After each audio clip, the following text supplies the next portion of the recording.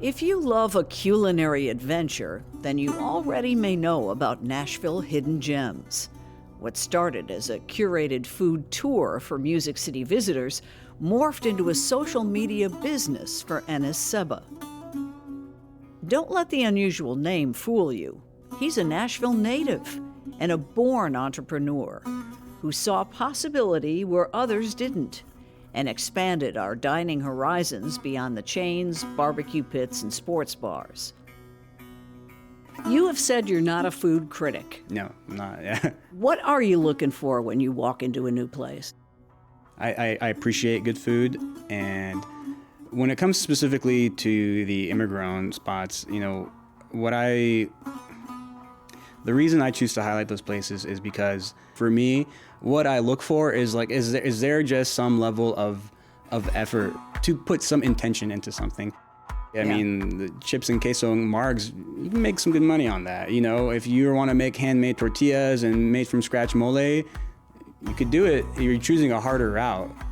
So, I mean, if someone's really putting in the effort, that's who I want to highlight. Whether they're immigrant, whether they're fifth generation Nashvillians, whether they're new to Nashville, I don't care. But if you're putting in the effort, that's what I really look for the most.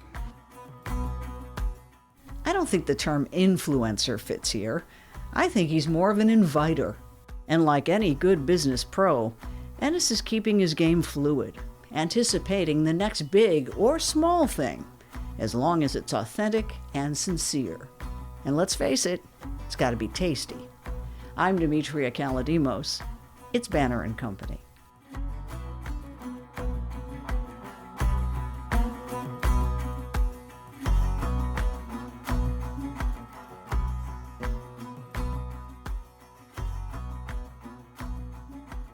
Ennis, you and I probably share the most mispronounced names in Nashville. What's the worst one you've heard? Oh, I think people could probably use their imagination for the worst one, but I've heard plenty of iterations over the years. But nowadays, people seem, I think more people with my name have also made it in media and other spaces, so people have kind of catching on now. Yeah, but for the record, pronounce it in your preferred way. Totally. So my name is Enes, and usually the easiest way I can get people to remember that is it's like tennis without the T. So that's usually my trick. How about you? How did you? Oh, yeah. The all-time great is Dementia, California. Was that on your Starbucks order? That was on an envelope. Yeah, okay. I used to have a collection of misspellings. You know what I get a lot? I get a lot of on email correspondence with people who don't know me. They'll assume it's a typo and think I'm a woman and my name is Anna, and so they'll just chop off the S occasionally. So I totally understand. Yep. But you know what? Having an unusual name is an asset. As a kid, you may hate it, but as an adult, it helps. 100%. Yeah, I don't. I wouldn't change it. maybe I would have changed the spelling. I think there's probably some easier ways to make it a little bit more phonetic. But no, I'm pleased with my name. You are a Nashville native, but your roots are in Yemen. How does Nashville, Tennessee get on the radar of a Yemeni family? Yeah, that's a good question. So my dad, when he first immigrated to the U.S. from Yemen, he was in Queens, New York for about 20 years. So he got to Queens. My dad was quite young, actually. He was maybe 9 or 10 years old. He went back to Yemen later, got married, and him and my mom went back to New York. And so 4 of my siblings were born in Queens. And then in the mid-90s, I believe so, my dad had a friend who was starting a business here, and he just asked my dad to come help him out for a little bit. And I think that's how my dad just got to Middle Tennessee in the first place. And Queens in the 80s, working class immigrant family, it was, my dad was like, oh, I kind of want to get out of here, find somewhere maybe a little bit more calm and more space. And we originally moved to Murfreesboro in the 90s, and then went to Yemen, and then came back, kind of Nashville, suburbs of Nashville. Did they find it welcoming? Yeah, I mean, I think so. There was not a big Arab or Muslim community at the time, so it was not a lot of families. But I know they really enjoyed it. They really did enjoy living in Murfreesboro and then coming to Nashville. We've enjoyed having Nashville as home. How close are you connected with the family back in the home country? In Yemen, so it's changed over the years just because a lot of my family there has either came to the U.S. or went to other places, and my grandparents on my father's side passed away a couple years ago. So we went back to Yemen. We lived there for 4 years in my early childhood, and then we would go back every summer for a while. But my closest blood relatives, most of them are either based in the U.S. or Canada now. So when we go back, we still have a lot of family, friends, and extended relatives, cousins. The whole village is the family in Yemen. But most of my close family and close relatives are here in the U.S. People don't know a lot about Yemen. No. Apart from, hostilities, corruption. But it seems to me, in the little research that I did, before talking to you, there's some really beautiful architecture. Yeah. I mean, Yemen is a beautiful place. I mean, Yemen is one of the, how do I put it? It's a historic place with a history of continued civilization. It's not like there's maybe other places where settlement didn't start until, maybe the last 100 years, last 200 years. People have been living in Yemen for thousands of years. It's, back in the biblical days, so a lot of history there and a really proud people, proud tradition. And this idea of identifying as Yemeni has been around for a long time, even before that there were nation states and stuff like that. Yeah. Did you speak Arabic at home? Yeah, Arabic was really my first language because I started grade school in Yemen. So Arabic was my dominant language. Over time, English is now my dominant language completely. And actually now my Spanish is better than my Arabic. So the Arabic has kept, it went from being in gold to now it's just on bronze. On the podium. Thank you, Steve. So I did grow up speaking Arabic, and over time, it's something that happens to a lot of immigrant kids. It could be hard depending on the age in which you arrived, which was weird because I was born here, so I am children of immigrants, but even by definition, I didn't really immigrate here. Even though when we did move back here, I did not have any memories of America prior to that. I was already speaking English because I spoke English with my older siblings, but I didn't really have a concept of America when I came back at the age of 6. So it was interesting being getting into school here and speaking English, but not fully understanding, I guess, sort of American norms and customs. That was my first year of school here was fun. A lot of understanding the new norms of things, but it was fun. Looking back now, especially, it was really a lot of funny things. Is there an actual sport in Yemen of camel jumping? Oh, I think there is. I think there is an area. It might be the region of Hadramaut where I have seen those videos, but I don't think it might be the same way that curling is a sport here. It exists, but or log rolling. Yeah, but you probably don't. You probably weren't watching it on cable or something growing up. No, I don't think so. Not Although Olympic sport. I could be misinformed. Maybe it's a little larger than I know. But as far as I know, it wasn't something that I saw growing up there. No. Most people in Nashville know you as basically a social media entrepreneur. Mm-hmm. When did you recognize the potential for actually working daily in that landscape? Yeah. Because you were early and you had to have the smarts to say, I see a niche here. Yeah, I stumbled into it. The social media stuff came after I started the food tour of South Nashville. So my family's business growing up was in Antioch, and I spent a lot of time in that area, going to different mosques and where the Salahuddin Center, where the Kurdish community goes, and then later on the ICT. So I saw Nashville had this really diverse international community, a lot of Latinos, Southeast Asians, people from all over the world. And then I went to university at Belmont, and I'm seeing Nashville grow. I'm working all these odd jobs where I'm doing valet, I'm a mover. I'm seeing all this growth and expansion and no real eyeballs or any attention going towards speaking about the international community. I started taking my friends to eat at the places I like to eat to along the Owensville Pike, and that was the genesis of the food tour. the food tour was doing really well. And I was like, man, I was finishing up my senior year at Belmont. I was getting ready to graduate and then go to Mexico for 2 years. And I was just in the wrong year to be in tourism and have any international travel plans, because I graduated May of 2020, and a couple months earlier I went on the indefinite spring break where we never came back to classes.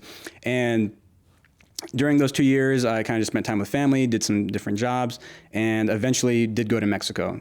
During that time, those 2 years in Mexico, I kept the page alive, but I couldn't be that active because I was in Mexico.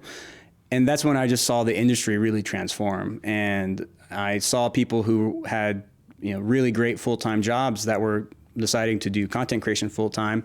So I just followed it, and I picked a few people who I felt like I really enjoyed their style, and I thought they were doing something really well. And when I came back in 2023, I told myself, okay, I'm going to give this a shot and apply. Really what changed in those 2 years was short form video became a thing. I mean, prior to that, it was all photos. And prior to me coming back from Mexico, my face, name, nothing, likeness was not associated with the page at all.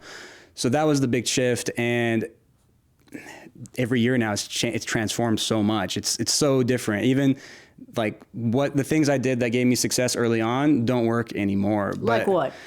Well, for one, there are more photos, right? So like, I was investing into photography and all these things, and now it's really a video-based platform. Yeah. But now photos are coming back. But it's like, okay, the carousel model, how using them really as like these infographics. Really, the carousel model now is really just using basically infographics with mixed media, photo and text.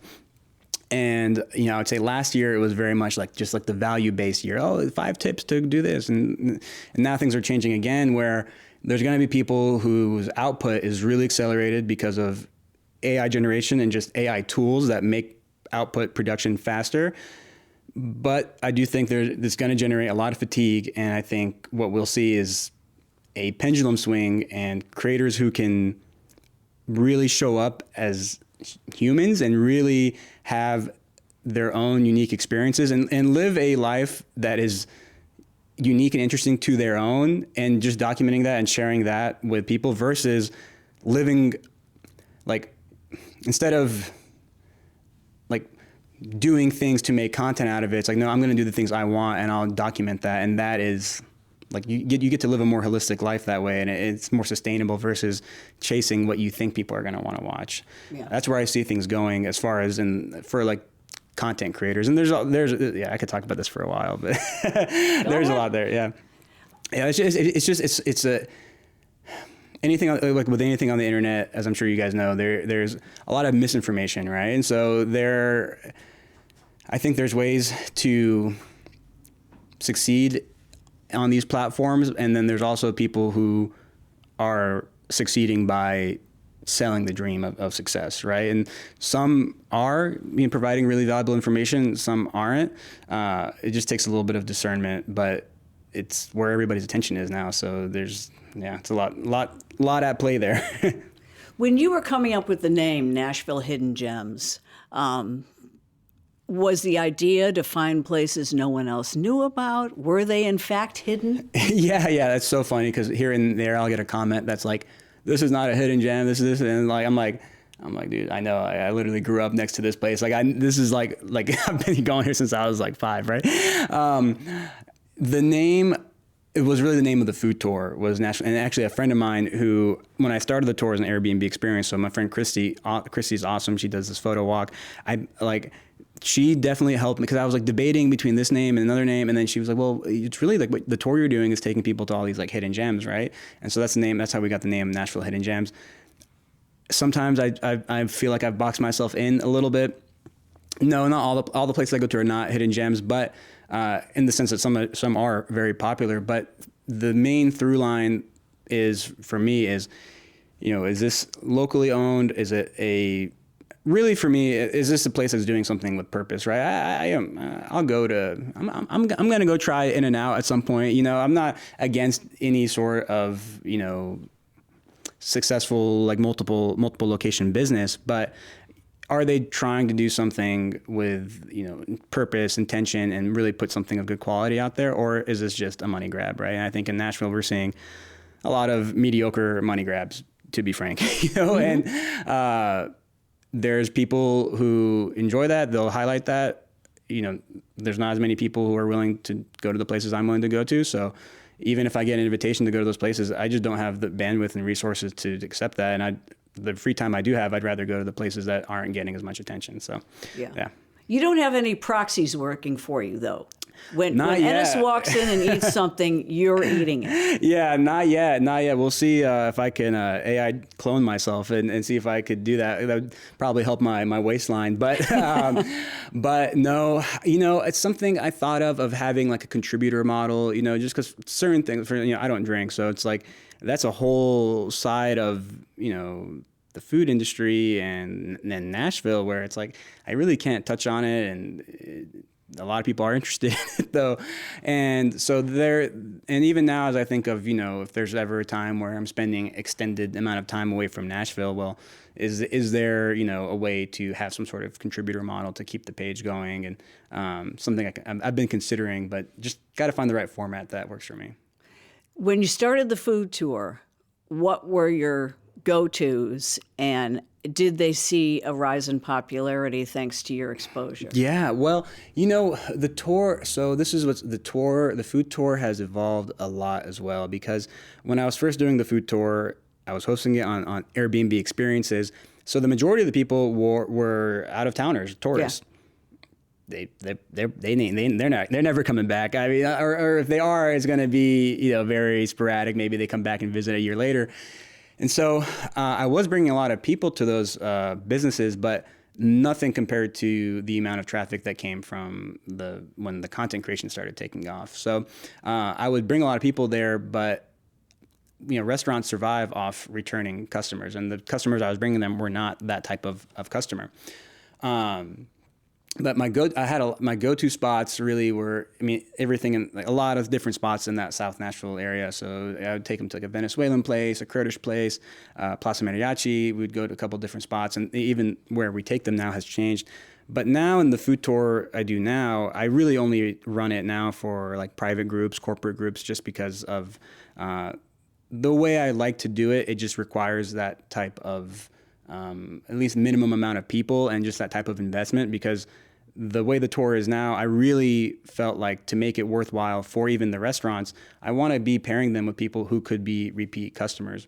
And I've really enjoyed how I structure it now, which is as much as possible trying to get some FaceTime between the owners and the food tour group. So that's really cool, being able to offer that level of access of getting to really get to know the owners, learn a little bit about their background, their culture. A couple of times we've done some kitchen tours. So being able to do that and really delight the guests on my tour is what I enjoy doing. And just it's pretty resource intensive, so I just can't run it as often. Like sometimes people ask me like, "Hey, me and my girlfriend want to do the tour," and I'm like, I just can't do that. it just won't work. For a party of two. Yeah, no. It's just and that's why I don't do the public tours like I used to. But private groups, we still do those. How many of the places that you really love have just not been able to survive? Oh, that's a good question, man.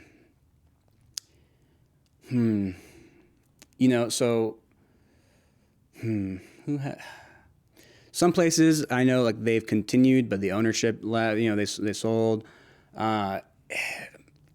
People who had other options, like maybe they were involved in other businesses or they had a career to fall back on. For a lot of them, it just became not worth the headache anymore to run a restaurant. Just rising costs, Getting help. It just became very, very difficult. So. There have been a few who they had to just decide, it's not going to work, or it just came to a point for them where the love and the reason they started doing it just wasn't there anymore. Maybe they were still paying the bills with it, but it kind of the joy had been sucked out of them. So I would say, definitely, several, but at the same time, other people are finding opportunities too. It's hard. It's just if you started today. The new normal, you can be a little scrappier. If you started when things were good and all of a sudden things just started you just maybe weren't prepared for how difficult things were going to get. But the people who are getting in now, I think they know, or hopefully they know just how challenging it is. And so they're finding opportunities based on what the new normal is of just rising costs and difficulty with staffing.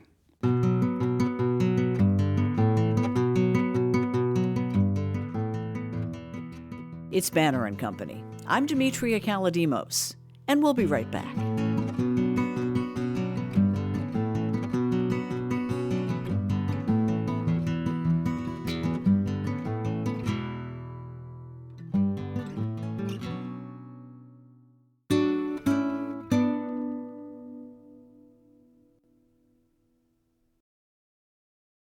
You have said you're not a food critic. No, I'm not. Yeah. What are you looking for when you walk into a new place? It's a good question. I appreciate good food, and when it comes specifically to the immigrant spots, the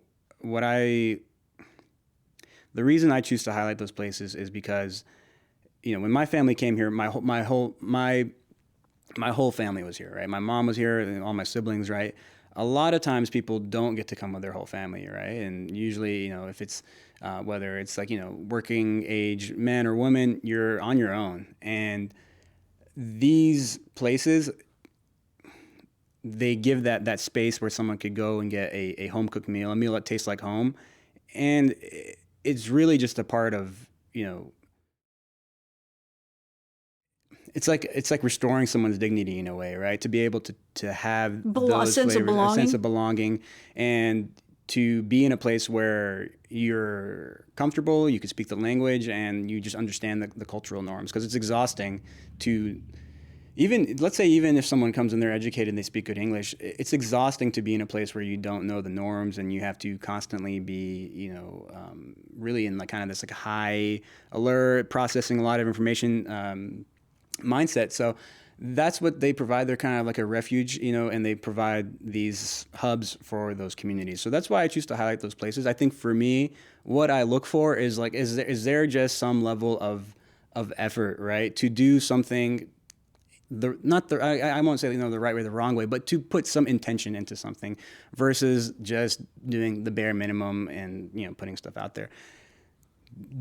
Different businesses, they've had to make decisions to make things work financially, right? And I don't blame any business for how they choose to run it, and as long as you're doing something, honest. But different models are just more profitable, right? I mean, the chips and queso and margs, you can make some good money on that. If you want to make handmade tortillas and made from scratch mole, you could do it. You're choosing a harder route. And I would like to highlight those places because I know how much effort goes into it. And my job in comparison is it's so easy compared to the amount of actual labor and stress that goes into making food, which is it's a low margin business with a lot of room for error. Right? There's so much room for error in the restaurant industry, which is what makes it one of the most stressful and hard and difficult industries to succeed in, because through the amount of effort that goes into each thing that you put out, you don't make a lot of money, and there's so many things that can go wrong. Someone can get sick, someone can not like it could come out wrong, new staff didn't, there's so many supply chain issues, not having the things that people, it's really difficult. So, if someone's really putting in the effort, that's what I want to highlight. Whether they're immigrant, whether they're fifth generation Nashvillians, whether they're new to Nashville, I don't care. But if you're putting in the effort, that's what I really look for the most. You spoke about your couple of years in Mexico. That was a Fulbright fellowship, right? Mm-hmm. What were you doing there? What was the project? Yeah, so the first year I did the Fulbright grant, I was in a state called Querétaro, and for that one I had the English teaching award. I can't remember the last word, but I was teaching English there at a school in Querétaro, a kind of a trade school, vocational school for high school age kids called CONALEP. And after that, I had another grant that I got called the Lumos grant, or the Lumos Award it's managed by Belmont through an independent donor.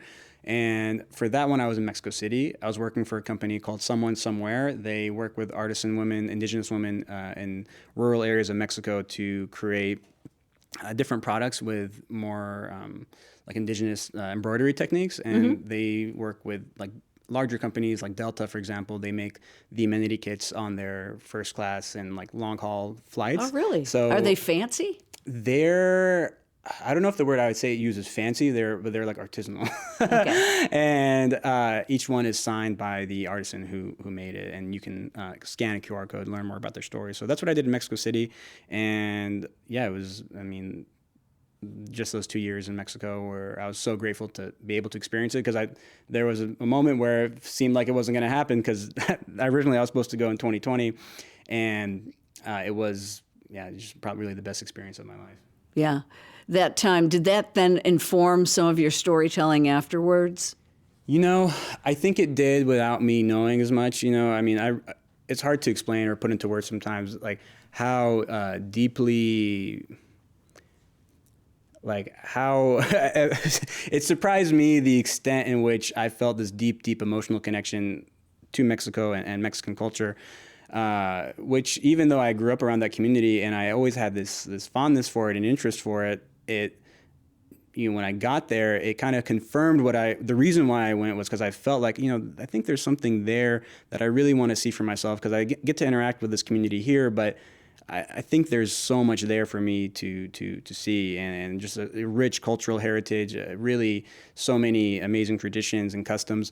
And when I got to experience it, it like, those rare moments in life where you already have this like high expectation of something, and then it just exceeds your expectation. Yeah. And it, I mean, I think, it changed me fundamentally. I think I was already an emotional person. I think it made me an even more emotional person, and maybe just, I guess reinforced my interest in highlighting these stories of really, because even in Mexico, right, so many of these things, it's so like, the tortilla, all these things that you just get to access there, so much effort goes into it, right? And you go to the markets, and I think that's where the core of what I'm doing, or what I would like to highlight, is, just honoring different people and their dedication to what they do to bring something, especially when it's something that people are putting a lot of effort into, and still making it accessible to everybody. I mean, that's really where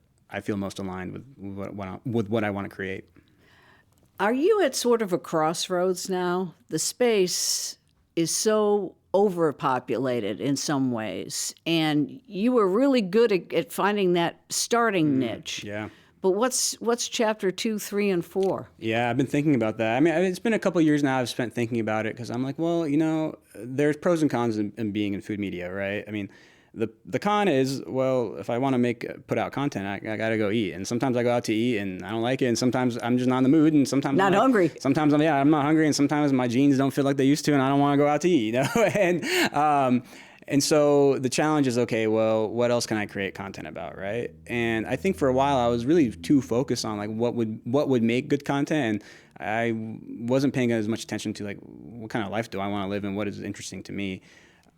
I don't know what's happened in the last week or so. I feel like I've kind of come to a place of this level of self-assurance I don't think I always had, where I feel pretty confident just about my ability to navigate this next couple of years of content creation and what I want to share with really any audience. And in the sense of, I think for a while, everyone was chasing mass appeal, growing large audiences. I'm really not so much interested in that anymore, because the attention on these platforms is borrowed, right? And I would rather have a profound impact on one person, 10 people, 100 people than try to make a viral video that a million people see, or pick up as many followers as possible. Just because, I mean, that's a principle I think that has been around in media and in the arts for a while, right? I can't remember the name of the person who kind of coined that term of 1,000 true fans, but when you nurture the people who really feel a deeper connection with you, it's just a healthier, more sustainable way to do anything creative, create art, whatever it is, however you like to define it. And I feel really good about it. I mean, as far as how I see myself, like what it looks like more practically, I know I'm kind of speaking pretty theoretically right now, but more practically, I want to share more ideas and I guess reflections I have that are connected to larger, human emotions, feelings, sentiments. And, I've done a lot of traveling. I've had this I'm really grateful for this life I've had, and, when I started this page, I'm still a young guy now, but I was really a baby. I was like 21, 22. I was 21. Right. And it's just, growing and changing. And, the same way with the food, with what I did with the food space, whatever I do next, I want it to be kind of embody the same principles of, creating a positive space and showing that there's more than, since I'm so in tune with what's going on in the industry, I feel a responsibility to redirect people away from some of the misinformation that's out there, right? And some of the harmful information that's out there. So I want to create content and a space for people who, like me, want to live a purpose-driven life, a slower life with more intentional consumption. So even if I have less views, less followers, it really does not bother me, because I'm not trying to reach everybody. I'd rather nurture connections with that kind of core group of people. It's Banner and Company, and my guest is social media entrepreneur and Saba. We'll be right back.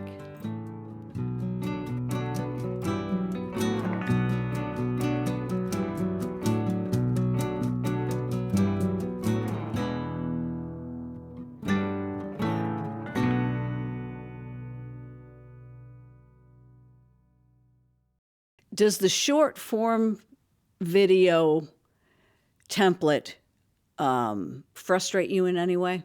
Especially if you're talking about getting into deeper subjects. Yeah. So the way I look at it now, short form is a tool, right? And short form has, depending on its intended purpose, it could be it's still a very exceptional tool. But profound, like anything though, some tools are just not made for every job. But I do think it's still right now the best. I mean, never before has there been a distribution platform that has no barrier to entry that you could. I mean, it's unfathomable. Like 30 years ago in media, if you wanted to reach 1 million people, I mean, you guys are in the media space more than that, but I don't know. I just can imagine it would take a lot of resources just to produce the thing that would even be acceptable to go on there, and then so. There's a lot of pessimism about where things are going with short form. It's still like we just people who were on it earlier. We had that early adopters, first mover advantage. Now it's just a little bit more competitive, a little bit more saturated, and frankly, the platforms are so revenue driven that they are allowing the platforms to get it's a worse consumer experience now on Instagram, on TikTok, on YouTube than it was 5-10 years ago, because the amount of ads you see, the how it's designed to keep you hooked. I mean, you are spending more time on there, but you are regretting it more and more. I mean, it's really not a healthy relationship with this media. So in a lot of ways, I think short form is the best and worst type of form of media that we've ever had. I mean, it's the best in the sense that anybody can get this access to it. So it's democratized media, and it's the worst because the overconsumption, how they, the amount of data, privacy issues, all these things.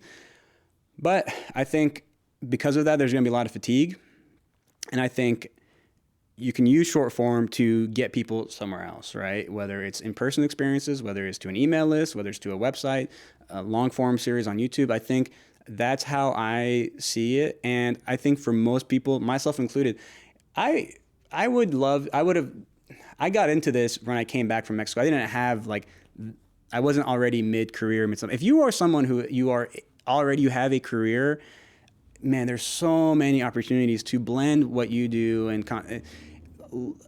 and when you have the financial security of a day job, you can create better content because you're just not as stressed. When you're more stressed and you have to make content it's just gonna be a little bit more difficult. So for people, people want to go full time. I'm like, why? Like full-time creators they have to make new revenue streams because it's really, really only the top, and make it. And even when you do make it, you still want to have a more solid, stable revenue stream that's based in something that even if it all went away tomorrow, you could still go out and at least, provide for yourself. And the same way that we see all these, celebrities that are, doing random things. It's like, well, I'm sure those guys have made plenty of money, but certain industries just are more reliable. And yeah. What do your parents say? Yeah. Oh, it's interesting. I think immigrants have always been hardworking, industrious, totally. Coming up with good ideas, just like you did. Totally. My dad's a very entrepreneurial person. So my dad, I think it took him a while I think still my dad knows that there's some people out there who are making like a lot of money and like living this lavish lifestyle from social media, right? I've been able to provide for myself. I'm not living a lavish lifestyle or doing anything crazy. You're taking care of yourself. I'll be able to take care of myself, but I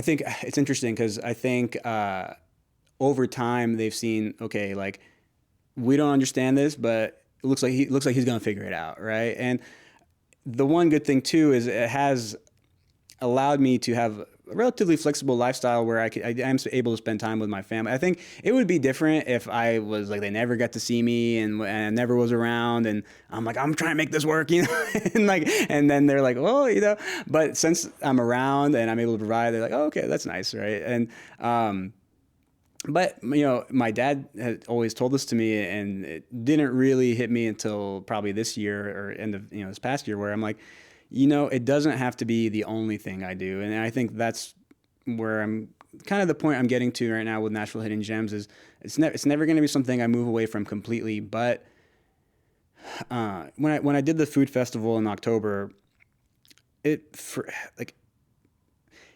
really in a way felt like I completed this first stage of this account, this mission, which and the reason it felt that way is because at the festival we had all these collaborations, and we had collaborations from the high-end award-winning restaurants in Nashville, and then the definition of mom and pops, immigrant-owned spots working together side by side. And that was the original purpose of the page, was just to get people noticing and appreciating that the international community, the immigrant community in Nashville. There's still a lot of work to be done. There's still more I can do, but it felt like a good way to validate that first phase of the business. And now I feel I can step away for a while, work on something else, and I can come back to it whenever I'm ready or whenever I want to kind of engage on the next step of it. So I feel really good about it in that sense, and it's I'm excited to try other things and to not just be the food guy. I love being the food guy, but I don't want to just be, hey, you're that food guy, right? Forever, ever. Just as I think of, what the next stages of my life look like. I'll finish with this. What's the most all-American, least exotic thing you eat on the regular? On the regular? I love burgers, I have to say. I'm a big hamburger fan. I do love, I go to Arnold's relatively frequently. Arnold's is probably the number one place I recommend people to go who are visiting. When people are like, hey, I'm visiting, where should I go? I'm like, I'd go to Arnold's because one, it's close to downtown, multi-generational Nashvillians, and it's fantastic.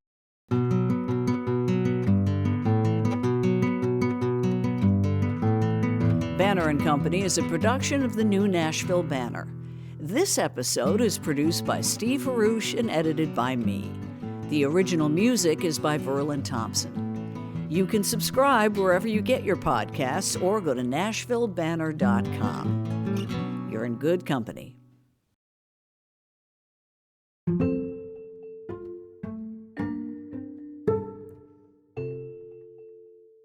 Our final question is in the fishbowl. Oh, okay. Let's see if you get lucky. Okay.